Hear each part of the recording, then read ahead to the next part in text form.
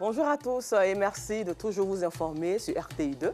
Au sommaire de l'actualité, avec le réchauffement climatique, les plantations sont frappées de divers fléaux. À cet effet, le Conseil Café Cacao a initié un projet qui valorise l'agriculture durable avec l'implantation d'arbres dans les champs existants. Et puis, hors de nos frontières, Mansi, la ville du Burkina, faisant frontière au Niger, a été reprise aux mains des terroristes par l'armée burkinabé. Encore merci à vous d'être des nôtres pour le temps d'information sur RTI2. La Côte d'Ivoire est première productrice mondiale de cacao et garde une meilleure place dans plusieurs cultures de rente. Pour contrer donc le phénomène du réchauffement climatique, le Conseil Café Cacao a initié un projet qui valorise l'agriculture durable avec l'implantation d'arbres dans les champs existants. Pour la phase pilote, la coopérative Espoir d'Alépé a été retenue pour l'exécution de ce projet. C'était lors de la deuxième assemblée générale qui s'est tenue à Alépé en présence de Clément Boko. Herman Seka est planteur à Alépé dans la région de Lamé. Depuis quelque temps, il éprouve des difficultés à protéger ses cacaoyers des effets du réchauffement climatique. J'en ai besoin des arbres dans ma plantation pour donner encore de l'ombrage à mon champ. Vraiment sur ce côté-là, et les gens d'Anader fassent tout l'effort pour me donner ces arbres-là, pour que je plante dans ma plantation. L'importance aussi des arbres d'ombrage donne aussi une grande durabilité aussi au pied des cacaoyers de résister souvent à la sécheresse et souvent aussi au vent. L'agriculture durable est donc une alternative à sa préoccupation. Ce sont, entre autres, les enjeux au cœur de la 10e Assemblée générale de la coopérative Espoir d'Alépé. Le Conseil Café Cacao qui a entamé un programme de durabilité appelé AS1000 qui est aujourd'hui notre priorité.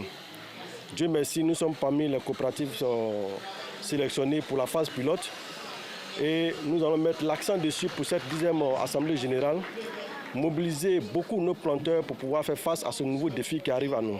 Par la sensibilisation, avec toute mon équipe, ce serait notre première bataille que nous allons entamer après notre élection.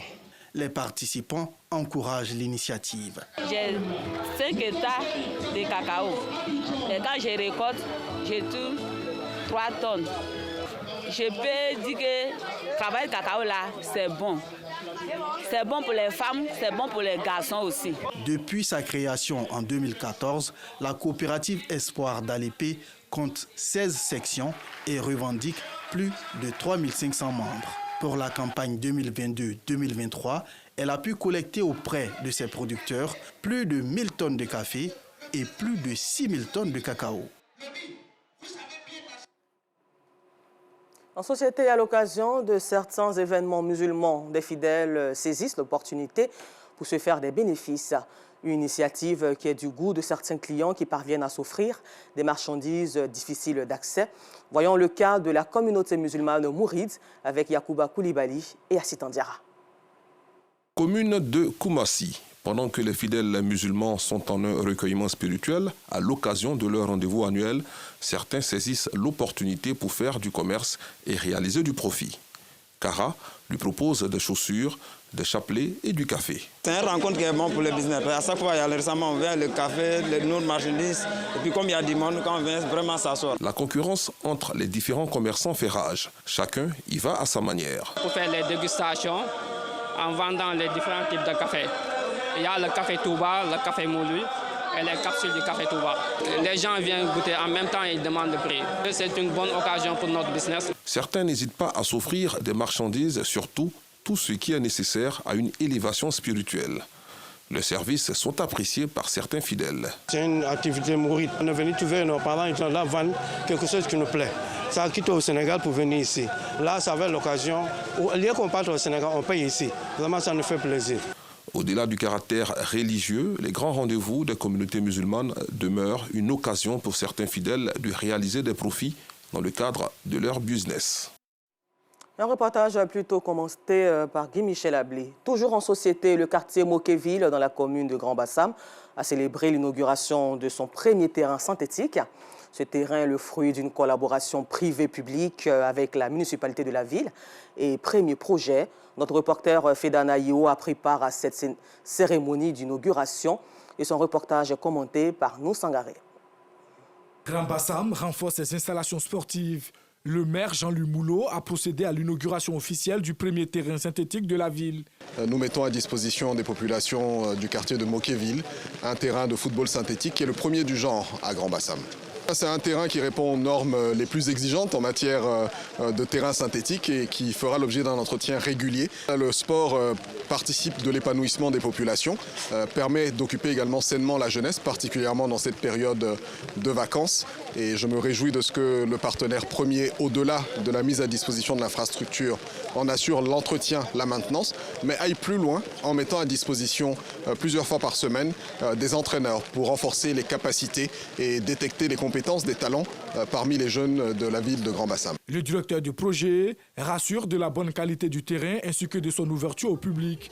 Les caractéristiques du terrain, il y a de 25 grammes de caoutchouc par mètre et de sable aussi 25 kilos. C'est une très très bonne qualité. Normalement, il sera ouvert du matin à 7h jusqu'à 22h, bien sûr sous le contrôle de la mairie et monsieur le maire. Pour tous les jeunes de Bassam, ils auront accès quand ils voudront, jusqu'à 22h. Il y aura une académie qui sera forfaitaire juste pour entretenir le gazon, et payer l'électricité, l'eau et avoir toujours la bonne qualité du terrain. Et le reste sera gratuit, sauf si après, peut-être il y aura des programmes, on pourra faire des matchs, on pourra faire des championnats. Ce nouvel espace offre aux résidents, en particulier aux jeunes, une infrastructure moderne pour pratiquer des activités sportives dans des conditions optimales. Et un terrain de ce genre-là permet, n'est-ce pas, de pouvoir égayer les jeunes un temps soit peu, surtout quand nous sommes en période de vacances. Donc nous sommes très ravis de recevoir ce joyau. Nous disons merci au maire, merci aux partenaires. Nous allons en faire bon usage parce que ce genre de terrain, c'est un des premiers terrains ici à Grand Bassam. Donc les jeunes sont tellement contents de le recevoir qu'ils vont effectivement prendre soin de cela. Pour l'occasion, l'ouvrage accueille son premier match inaugural entre l'équipe orange et l'équipe verte aux couleurs du drapeau ivoirien. Un match soldé par la victoire des Verts. C'est une fierté déjà d'accueillir ce terrain-là ici à Bassam. C'est une première au niveau de la commune de Grand Bassam, voire du Sud Comoé. C'est le premier match sur ce terrain-là. Je pense que ça nous laisse beaucoup de souvenirs et on n'est pas tous satisfaits. Vous voyez les visages ici. Voilà, c'est une question de cohésion. Ce nouveau complexe sportif est appelé à devenir un lieu de rencontre et de convivialité pour toute la communauté. La ville de Grand Bassam compte désormais 4 complexes sportifs. Et pour parler santé, le comité régional pour l'harmonisation de la réglementation pharmaceutique des États de l'UEMOA s'est réuni à l'occasion de sa 19e session à Abidjan dans l'optique de trouver une solution aux problématiques communes. Les autorités de régulation entendent donc harmoniser des pratiques en matière d'homologation des produits pharmaceutiques et surtout réguler les prix des médicaments dans son espace. Yacouba Koulibaly à Sitandiara. Ahmed Doumbia, président national de la Confédération des syndicats des conducteurs routiers de l'Afrique de l'Ouest, est très souvent à cheval entre la Côte d'Ivoire et les pays de la sous-région. À ce jour, il aspire à une facilitation d'accès aux produits pharmaceutiques dans la zone communautaire en cas de besoin. Dans les autres pays, c'est un peu compliqué. C'est très difficile de s'approvisionner des médicaments, surtout qui sont en Côte d'Ivoire. Renforcer la coopération et la collaboration pharmaceutique au sein de l'espace UEMOA afin de trouver une solution aux problématiques communes. C'est l'enjeu majeur au cœur de la 19e session du comité régional pour l'harmonisation de la réglementation pharmaceutique des États de l'UEMOA. Les autorités de régulation entendent harmoniser des pratiques en matière d'homologation des produits pharmaceutiques et réguler les prix des médicaments dans son espace. C'est une occasion inouïe de nous rencontrer entre acteurs régionaux de la régulation pharmaceutique pour mettre en commun les difficultés auxquelles nous faisons face, mais aussi relever ensemble tous les défis et les challenges auxquels nous sommes confrontés. Au terme des échanges d'idées, les participants ne sont pas restés indifférents. C'est toujours une opportunité pour les régulateurs de se réunir. Le fait de se retrouver comme ça avec nos collègues des autres pays de l'UEMOA, donc les 8 pays, ça nous permet de débattre réellement des sujets d'intérêt et de trouver des portes de sortie donc, sur certaines situations qui nous préoccupent chacun dans son pays. C'est avec beaucoup de satisfaction donc, que j'ai participé à cette rencontre et donc je repars avec beaucoup d'enthousiasme et puis beaucoup d'espoir. La Côte d'Ivoire accueille pour la 2e fois ce rendez-vous annuel. Le rapprochement par harmonisation des réglementations pharmaceutiques devient primordial en vue de l'instauration d'une sécurité sanitaire dans la zone communautaire. À la page culture, l'émission culte du groupe RTI, Radio-Télévision Ivoirienne, Variotoscope, est un rendez-vous annuel qui vise à occuper sainement les jeunes pendant les vacances. Et la ville d'Aboasso, capitale de la région du Sud Komoué, a donc accueilli le samedi 29 juin le top départ des phases régionales de l'édition 2024. Et sur les différents groupes qui ont fait montre de leur savoir-faire en matière de chorégraphie, 3 ont été retenus pour les manches. Les détails avec nous, Sangaré. Place Etche-Elengan, commune d'Aboasso, capitale de la région du Sud Komoué. L'ambiance est bon enfant. C'est que l'espace accueille le lancement des phases régionales de la plus grande émission de la radio-télévision ivoirienne Variotoscope, édition 2024. Je voudrais dire merci à la RTI parce qu'elle permet une animation saine de notre ville et elle contribue à faire de notre ville un carrefour culturel. Déjà dans les loges, les responsables de groupe font les derniers réglages. J'ai fait Variotoscope pendant 10 ans et aujourd'hui je suis chorégraphe. Voilà, donc je suis habitué, c'est un concours de routine pour moi en fait. Pour ce top départ, les différents groupes se succèdent sur la scène pour faire montre de leur savoir-faire en matière de chorégraphie.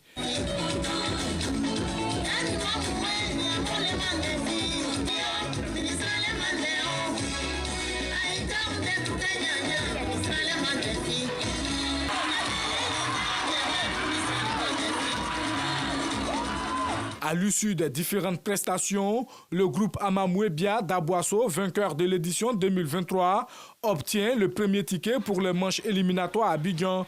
Il est suivi par 2 autres groupes, Génération FR de Koumassi et Nzassa de Maféré. Émission culte de la radio-télévision ivoirienne, Variotoscope est un rendez-vous annuel pour occuper sainement les jeunes pendant les vacances. Pour cette 25e édition, le NG10 entend mettre les bouchées doubles. Cette année, c'est Variotoscope de la cohésion nationale.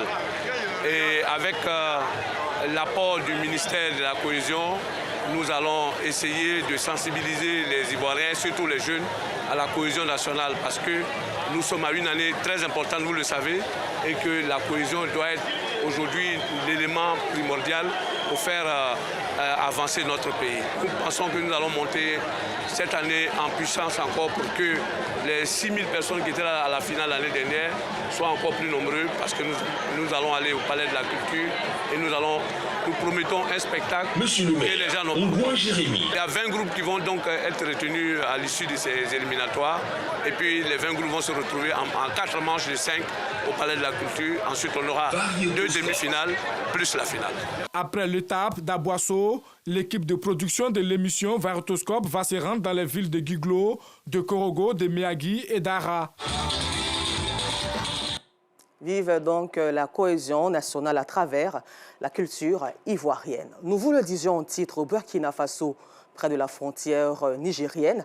On en sait davantage sur la reconquête par les militaires burkinabés de la ville de Mansilla. Il y a 3 semaines, des terroristes proches de Ndjin, liés à Al-Qaïda, avaient attaqué le détachement militaire et plusieurs quartiers de cette localité. Plus d'une centaine de soldats burkinabés avaient été tués. Les autorités de transition n'avaient pas communiqué dessus, mais des unités spéciales ont bel et bien mené une contre-offensive. Et très rapidement après l'attaque, Mansilla a bel et bien été reprise aux mains des terroristes.